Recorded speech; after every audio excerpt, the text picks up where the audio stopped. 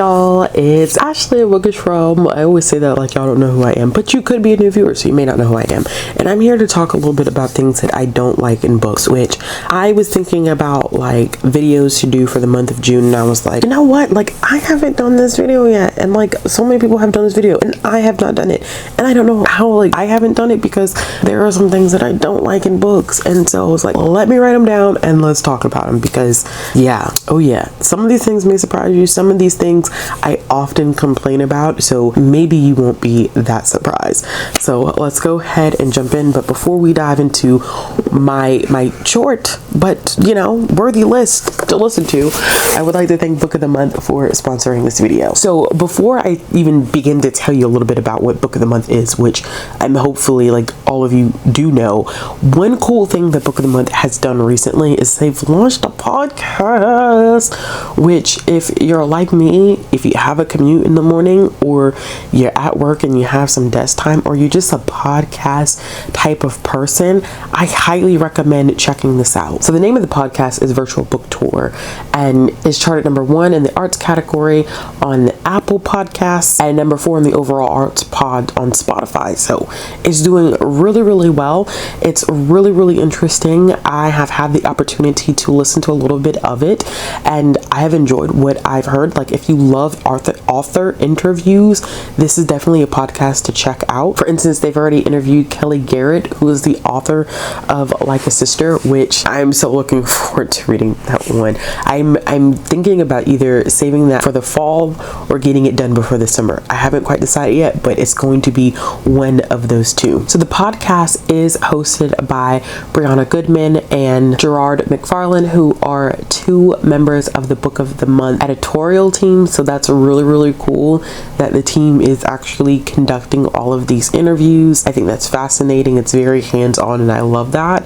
And then the podcast itself is actually recorded in front of an audience at Book of the Month headquarters in New York City. So it's like being a part of a live interview, but not necessarily being there. Like, I think that's just a cool dynamic. So if you haven't had the opportunity to listen to the podcast yet, I'll make sure that I leave the link down in the description box below for you to check out. Trust me, it definitely is worth a listen. Like, really, really, truly, like, definitely give it a listen. I think you will enjoy it, especially if you enjoy book-related podcasts. Now, a little bit about Book of the Month. If you didn't know, Book of the Month is a super popular, fast-growing online book service. Their mission is to promote new and emerging authors and to help readers find books that they love. So the way that it works is that every month the Book of the Month team spends time going through hundreds of books, vetting these books, and they come up with a specially curated list of books for people to choose from. That way they can spend less time researching and more time reading, which, life is short, so I think it's just important that we have as much time to read as possible, and Book of the Month makes that really, really convenient. One of the things that I love about Book of the Month, and I continuously say it because this is one of the things that's most important to me, variety is the spice of life, and Book of the Month definitely makes sure like that is the thing that happens when they provide us with not only diverse authors but also diversity in the genres that they offer. So if you like historical fiction, if you like romance, if you like nonfiction, if you like thrillers, there's a little bit of something for everyone to choose from. And Book of the Month is also risk-free, so they have a skip policy. If there's ever a month where there's not a book that you find interesting, you can skip that month and you won't be charged for it. Also, y'all know me, I'm balling on a budget is like #1 concern, priority. Book of the Month has the best prices for newly released hardcovers. With this economy, I mean, everything is expensive, and you could be paying $30-$40 for a newly released adult hardcover, and it's nice to have a whole entire system set up where you're not paying that much for a newly released hardcover. And if you use my code today, Bookishrealm, you can get your first book from Book of the Month for $9.99. Yes, $9.99 for a newly released hardcover. It really does not get much better than that, to be quite honest with you. It really doesn't. So like I said, the code is Bookishrealm. I'll be sure to leave that code and the link to Book of the Month down in the description box below for you all to check out. All right, so let's go ahead and take a look at this month's selections. So every month your book will come in this blue Book of the Month box, and they also include a bookmark, which I love the bookmarks. The bookmarks are great. This one says, "You'll never guess what happens next." I love the bookmark. The bookmarks are always a highlight for me, y'all. Besides the book, like, I love the bookmarks. They're truly awesome. So the first one that we have here is a lifestyle, which is described as kind of like part glitzy Manhattan fairy tale meets Jane Austen, and it follows a woman who is attempting to save her marriage by joining a swingers club and getting involved in everyone else's marriage. If that does not sound like an interesting book to pick up, I don't know what to tell you. The next one is Things We Do in the Dark, which follows a woman who is caught red-handed, possibly murdering her husband, but she's not really concerned about that. Like, I just killed my husband, not a big deal. I'm more concerned with the fact that somebody's going to find out something about my deep, dark, dirty past. That's more of a pressing issue than the fact that, hey, I just killed my husband. Not important, not relevant. So this book does follow a main character that does feel that way, and it also introduces a secondary main character who is attempting to threaten to reveal all of these deep, dark secrets. Sounds like a lot of power play in my opinion, and also book worthy to check out. The next one is The Lies I Tell, which follows a woman who changes her identity depending upon where she is and who you need her to be. And I know so many people like that in real life. Hey, but this woman changes her identity, she changes her name, she changes her profession, and before you know it, you've completely lost everything the more that you interact with her. So we are then introduced to a second character who has been waiting for this woman to come back full circle after she's lost everything, and as she gets closer to her, she realizes that there's more to the story than what she initially thought. What that thing could be, I don't know, but I'm interested in finding out. The next one that I have is one that I'm super excited for because I've heard such great things about it. It is a fantasy book. It's The Stardust Thief. It is about a young woman who has a bodyguard that is a djinn, and she ends up saving the Sultan's son, and so he is entranced by this power that she has. So he sends her out on a mission with his son and one of his infamous 40 thieves to retrieve a lamp that is supposed to have all of this power.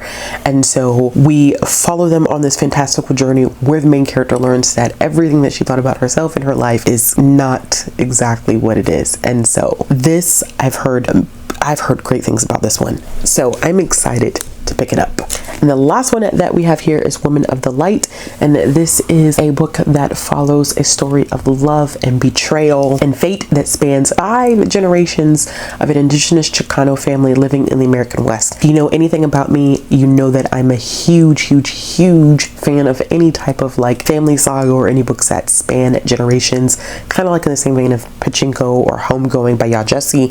Absolutely love those. So this is probably going to be one that I will easily fall in love with. All right, y'all, so those are the 5 selections for the month of June. Be sure to check out that podcast. The link is down in the description box below. Remember, if you want to get your first book for $9.99, be sure to use my code Bookishrealm and then a link down in the description box that will take you to the Book of the Month website. Thank you so much to Book of the Month for sponsoring this video. Let's go ahead and dive into the things that I hate in books. Okay, so the first thing that we have on this list, which should come as no surprise to anyone, I hate love triangles. I don't like love triangles because it's just too much. Like, it's always a clear choice of who the main character is going to go with. I often don't think that they're written very well. They just don't work. Like, give me a throuple, which I've been getting a lot from Katie Roberts books. Give me a throuple. If you're gonna do a love triangle, just make them all be together. Just so everybody wins, so everybody succeeds. Make it a throuple. It's better for the spirit of everyone involved. Other than that, I don't do love triangles. I especially do not do love triangles in YA. They often do not work in my favor whatsoever. And I have yet to meet someone who does a love triangle very well, except if you count A Daughter of the Moon Goddess, which kind of starts as it's a love triangle-ish type of situation, but not like a continuous love triangle. And that's all I'm going to say because I don't want to spoil it. But yeah, first thing, love triangle. Now the second one is probably kind of a stretch, but not really a stretch. I I am not a huge fan of not reading diversely anymore. Like books that are like strictly like just not diverse. I read them, don't get me wrong, because there are some things, especially when it comes to like comics and graphic novels, we're getting a lot of, you know, our stereotypical white, cis, heterosexual writers, and it's the name of the game in the field itself. And so, but for me, as I've gotten older, I just wanted to, you know, expand my horizons. And so I'm less inclined to pick up books that don't have some form of diversity. And it's not that I'm like hunting out and saying like, I won't read this book if it's not diverse. I just know now that I cling more to books that have some form of representation in them. The next thing I hate in books, the I love you, I hate you back and forth. It's so annoying. And the book that does this a lot that made me absolutely hate it was After. Granted, After is not the best series written, but it made me hate that dynamic so much. Like, I love you in chapter 1, I hate you in chapter 3, but I love you again in chapter 6, and then I hate you again in chapter 10. I can't deal with the back and forth. It's like a yo-yo, and maybe I'm not mature enough to handle the back and forth and the dynamics of a relationship like that, but oh my gosh, I absolutely hate it. I hate that. It's like, make up your mind, either leave this person or love this person and call it a day. You don't need to change your mind every 20 to 30 pages because you're giving me whiplash. The next thing that I hate is probably something that I think people universally hate, and that is the flawless character. And this is a character that literally has like no undesirable traits. Think I'm not like the other girls. Oh my goodness gracious, like just stop. We're humans. Everyone has flaws, and it's so unrealistic to create a character that literally has no flaws, no issues, which is why I think I enjoy books where we have characters that are morally gray, or characters who have these issues that are brought to the forefront or impact the natural flow of the story, because for me it feels more realistic. It feels like something that I can go into and be like, yeah, you know what, this is something that I can actually see in a human that I interact with on a day-to-day basis.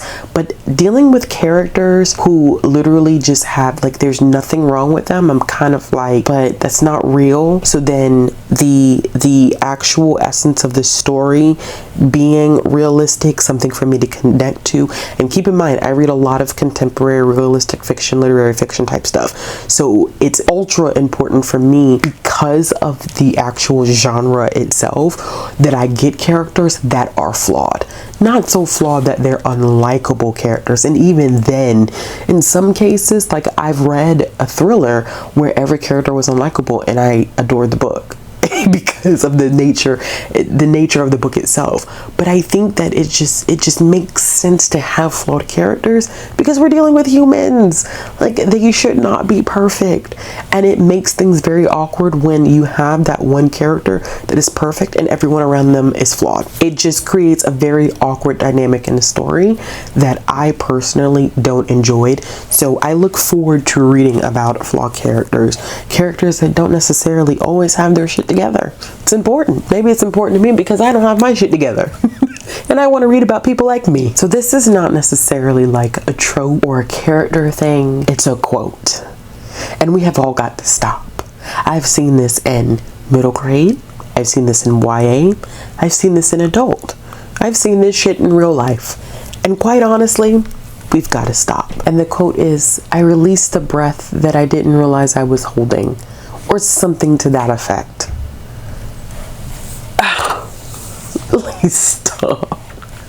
It has got to be the most overused quote in all of literature. And I have seen it across age categorization. So I'm like, and genres. It's like, y'all can't all be holding your breath and not knowing that you're so what do y'all do? You just standing there not breathing and you didn't realize that you weren't breathing? Your lungs didn't automatically kick in and be like, bitch, you're not breathing? Like, just is the dumbest quote ever. And it really, to me, it makes no sense. If there's other ways to say, I was so damn stressed out and didn't realize how stressed I was until I was no longer stressed. Y'all have got to find a better way to say, I released the breath I didn't realize I was holding. Huh? What? Huh? Stop. Anatomically, that quote does not make sense to me. Like, your lungs function by themselves. They really do.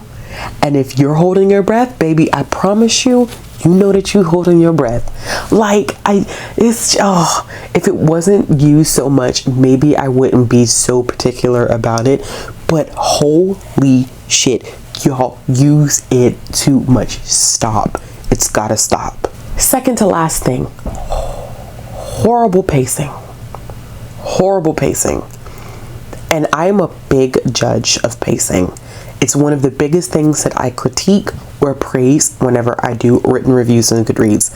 And when pacing is off, it is so obvious. For instance, I can't stand a book that moves so incredibly slow and then all of a sudden tries to wrap everything up at the end. When the book either should have been paced better or it should have been 200 pages longer, it's kind of like, not you're telling me that you wrote all this shit and then you realize, oh damn, I've got to end the book. It's like, oh, you did all this slow building to get to a point where you're like, oh, never mind, I don't want to write anymore. Let's find a way to wrap this up. Well, what about those of us that have to read it? How about that? Or books that just move so fast that you can't even appreciate the plot nor the characters. Why are you in such a rush? What's the hurry, Murray? I like a book that's medium pace. We're moving good. I'm getting to know people, but we're not moving at a snail's pace. Like, everything just works perfect. Goldilocks and the Three Bears. Not too hot, not too cold, but just right. Like, that's the type of pacing that I like. And the last thing that's on my list is I loathe lack of clear character voice. And what I mean by that is that we have books that are written in multiple character perspectives and they all sound the same. There's nothing worse than picking up a book where every character should have a definitive voice and no one has a definitive voice. Everyone sounds exactly alike. I can't get with that because at that point it's like, why write a book in multiple perspectives when Sally sounds like John and John sounds like Sally? What's the point? There's no individuality, and so for me it just ends up defeating the purpose. So if you can't write clear character voices, I think you should probably steer away from writing books where you have multiple perspectives. It just may not be the thing that you should be doing. Oh, and I know I said last one, but there's one more on my list that I cannot leave out because I did not know how much I disliked this until I experienced it after reading Children of Virtue and Vengeance. But y'all haven't heard about this book in a long time. Welcome to my channel. If you didn't know me, you should probably know by now. Ashley absolutely hated Children of Virtue and Vengeance, and it was the hugest disappointment of my life. So one of the reasons why I disliked that book so much and did not realize how much I disliked this thing until I read this book is that Tomi Adeyemi uses manipulation of her characters to move the plot along. And we hate to see it. We hate to see it. I can't stand when an author completely manipulates characters and changes them and makes them do things that they would never do. They act completely out of character just so you could advance your plot. Babies, you have got to figure out a different way to move your plot along. But you can't be messing with the characters that we have fallen in love with. Like, who does that? Tomi does it, but why? Why do it? Why do it? There's no purpose. I think that once your readers become invested in characters, once your readers become attached and they know that this is who these characters are, this is what you've built them up to be, especially in a series, you don't mess with that. You don't manipulate them in order to help you move your plot along. Like, you've got to figure out something else. There was another book that did that, and it is the third book in the Good Girl's Guide to Murder, where we have a character act completely out of character, completely goes like left field, makes a decision that everyone knows from the first two books would have never made that decision, and it changes the course of the entire series at the hands of manipulating and changing your character. Hate it. I hate it. I'm sorry, but I hate that so much. yeah, so those are the things that I do not like in books. Those are the things I hate in books. So let me know in the comments below things that you hate in books, so I don't feel tragic and alone. And yeah, so I just don't feel alone in my hatred of things in books, because I love books. I just don't like these things when they're in books. Alright y'all, enough of me being so melodramatic. As always, if you like this video, give it a thumbs up. If you want to see more content from me, click the subscribe button, hit the bell for notifications, and I will be back with another video soon.